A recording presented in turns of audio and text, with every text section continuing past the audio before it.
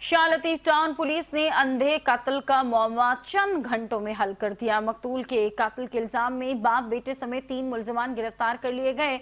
मजीद इस बारे में जान लेते हैं रिजवान शाह से। जी रिजवान।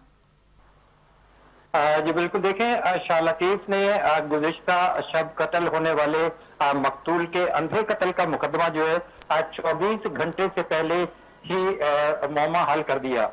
इस हवाले से जो पुलिस हुकाम है उनका ये कहना है कि जो मकतूल आमिर को गुज़िश्ता शब हथौड़ों के वार से कत्ल किया गया था, उसके कत्ल के इल्जाम में बाप और 2 बेटे जिनकी शनाख्त जो है शब्बीर के नाम से हुई और उनके 2 बेटे तौकीर और तनवीर को गिरफ्तार कर लिया गया है।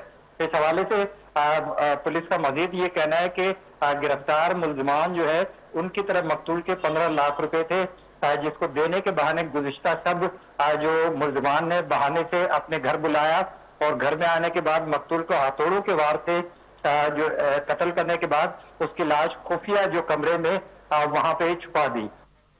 बहुत शुक्रिया आपका।